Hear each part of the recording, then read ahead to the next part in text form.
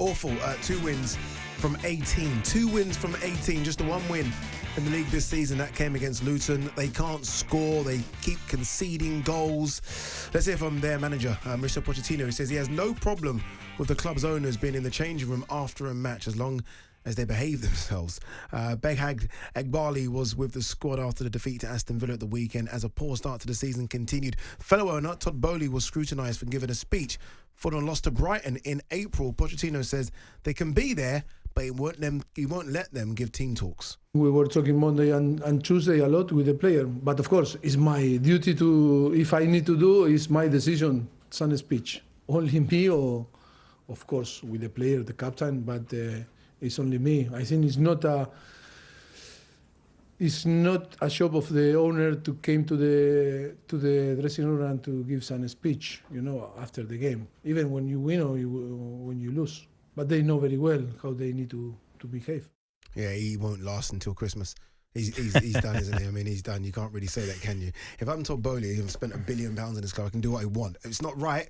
It's very Americanized. That's what they do, right? You watch sort of NFL owners, NBA owners, they're always in the change room post and pre-game. So it's going to be a difficult one for Pochettino. But I don't even want Poch to use this as an excuse for what's gone wrong at the club. It's just not worked. There's been no new manager bounce whatsoever, by the way. No. Zero. And there wasn't with Graham Potter either, which shows you that things are fundamentally broken at Chelsea. I think this whole thing about the owners going in the changing room, for me, it's wrong. Yeah. I think it undermines the manager big time. I think Graham Potter was always wary of saying that it's wrong because he didn't feel he had the clout. He felt like he was in a job that was way too big for him. Pochettino's a little bit further up that scale in terms of believing that he has the reputation and the ability to say that. But even still, he was pretty diplomatic about it because ultimately you're not going to sit in front of an interviewer and say, my boss is not allowed in the room. Like, you're just not going to do that. He kind of did, though, didn't he? He said that he's not... In the best way he could. Obviously, English not being his first language, but he said as long as they go in, they don't give the team talks and they behave. Yeah, okay, but it's kind of deflecting from the fact that actually they really shouldn't be there in the first place. He's almost saying, yep, it's okay under my parameters, but really and truly, they shouldn't be in there full stop, in my opinion. What are they going in there for? No idea. What do they think that they can do to show that their mates Poch around? Can't? To show their mates around. That's probably they what it is, their isn't mates it? down and they want to show them around and say, look, here's the players, whatever. There's nothing to gain from it. It doesn't happen at any football club.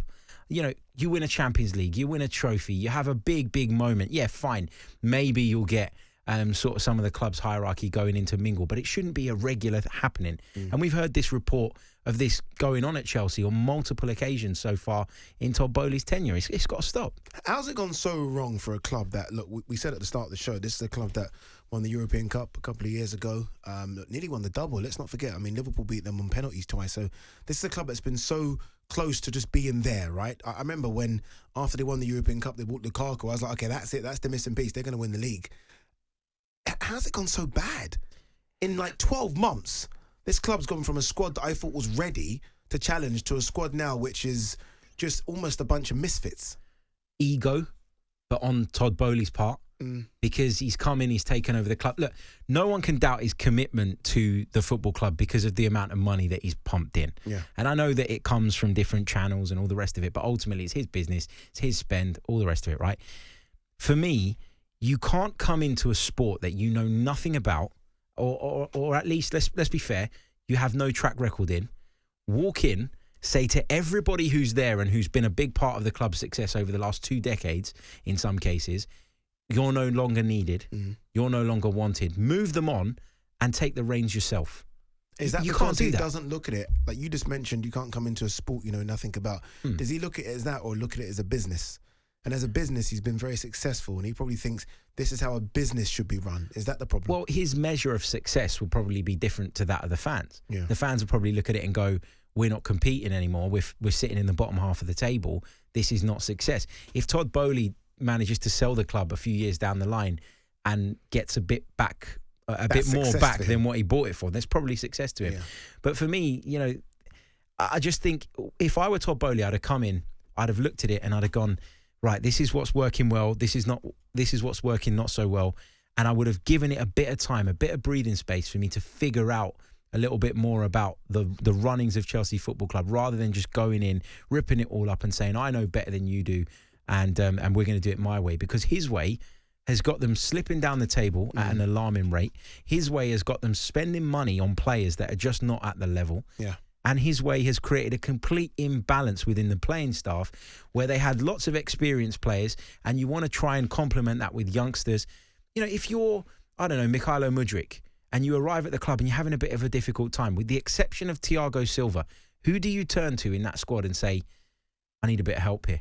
Who do you turn to? I've got it in front of me. I've actually got the 11 and I've got the squad in front of me. No one is the answer to that question. There is no one you turn to. I mean, you look at it and it's just youngsters all over the pitch. Raheem Sterling experience, but you don't look at him as that type of player. No, absolutely. So no one. You're right. I mean, Conor Gallagher? Who are you going to go to? Conor Gallagher, by the way, who at the end of the transfer window, they were happy to sell and is now walking around at times with the Chelsea captain's armband on. Yeah. It just shows you that there's no strategy, there's no plan. And there was a lot of Chelsea fans I know that were very happy with the outgoings. You know, just get rid of those players, the ones that have gone to Saudi. You look at those now, and obviously Kovacic is slightly different, but you think of the experience of a Kovacic, and I know Kante wasn't playing many minutes, but even just someone like a Kante around the squad, like you've let a lot of experience go, and now you look at the average age. You know what the problem is with the average age thing that a lot of people always get wrong with Chelsea? You take Thiago Silva out of that average age, who clearly obviously just messes up the scale here. Everyone's like 21, 22. Yeah, absolutely. It's a really young squad. You can't rip it all up and start again without having any experience, any know-how, and then expect to maintain a certain level. For me, it should have been a transition that was made gradually. You know, as an Arsenal man, I'd love to sit here and say it's all Pochettino's fault. I'd love to say that. But the truth is that I don't think any manager in world football succeeds in that job right now, because the environment around them is broken. No, of course, you are correct. I mean, Thomas Tuchel, when he got sacked, I said he was a top 5 manager, like elite manager, maybe just below sort of Guardiola and Klopp. He couldn't handle it. And Graham Potter came in, and say what you want about Graham Potter, he's done a decent job at Brighton. He couldn't handle it. And now Pochettino, who I think is a good manager, it's obviously now become too much of a job for him as well. I don't know what you do. I was speaking to Rory about this yesterday, and I was like, what do? Do you throw more money at it? Which is crazy, right? I mean, it's $1 billion in 3 windows. I mean, do you throw more? Because I look at what they've got, and apart from Nkunku to come back, who's the goal scorer? Yeah, exactly. I mean, you're not going to don't tell me it's Broja off the bench. It's not going to be him. They need a striker. The only area in that team where I have a little bit of sympathy is the centre forward position, because I do believe that Nkunku was coming in to play that role. And, you know, you go and spend big money on Nkunku. It's a signing that was 12 months in the making. They'd signed him prior to him actually joining the club. There was a lot of anticipation around that, excitement around that, all the rest of it. And then he picks up a long-term injury. I've got sympathy there. And when people pick on Nicholas Jackson, I think to myself, okay, maybe he isn't good enough, but he was brought in to play second fiddle, really. And he's been propped into a position. You say that, but again, and I hate to repeat myself, it's $1 billion in 3 windows. I mean, even if it is Nkunku, say that he is the main man, off the bench is Jackson? So you spent $1 billion and off the bench is Jackson? Yeah, I suppose. I mean, look at all the other top teams. Go for all the other top teams. You look at your side.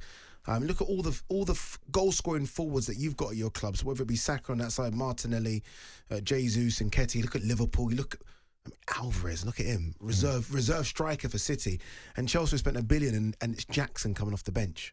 Something's gone badly wrong. I agree. They probably could have done better, but then they've gone with this strategy of young players that they think are going to get better over time. And the point I'm trying to make is that you can get away with Jackson if you've got someone like Nkunku sticking the ball in the back of the net. Himself, by the way. Yeah, but has proven, I think, that he can do it at a high level. I think he was the best player in the Bundesliga last season. Yeah. So I think he's would have played in the World Cup for France. For sure. Yeah. For sure. Yeah. So I do have a little bit of sympathy there. But when you look at some of the other positions, centre-back, you know, Thiago Silva's not getting any younger. Are they any stronger there? No. You look at the midfield, Conor Gallagher, who, as I mentioned, they were quite happy to sell, has been playing games. By the way, Sanchez in goal. Yeah, that's another one. It makes no sense to me. What's going on? Is he even better than Kepa? Was he any better than Mendy? Probably not. Do they go for Ramsdale? Well, if they want him, they're going to have to pay $100 million for him. Where do you think they finished this season, Chelsea? 14th in the league. By the way, they've got the worst fixture list I've ever seen in my life coming up as well. Ever. It's horrible. I think at the beginning of November, and I'm pretty sure I'm correct here, but I think at the beginning of November they go away to Spurs, and that could be the final nail in the coffin for Pochettino, you feel, if that goes wrong. So I've got it here. 6th of November, Monday Night Football. So Fulham and Burnley are the games where they got to win, because after that, it is you boys. It's Arsenal, it's Brentford, it's Spurs, it's Man City, it's Newcastle, it's Brighton, it's Manchester United, back to back to back to back.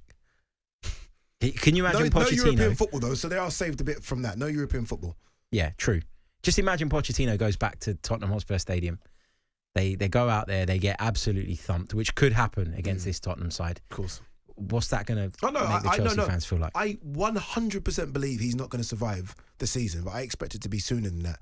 Because Chelsea's record of sacking managers, regardless of who the owner is there for you to see. You get an opportunity.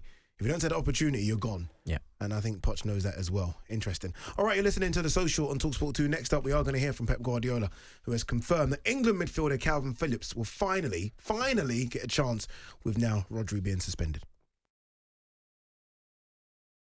On AM, on DAB, via the talkSPORT app and on your smart speaker. talkSPORT.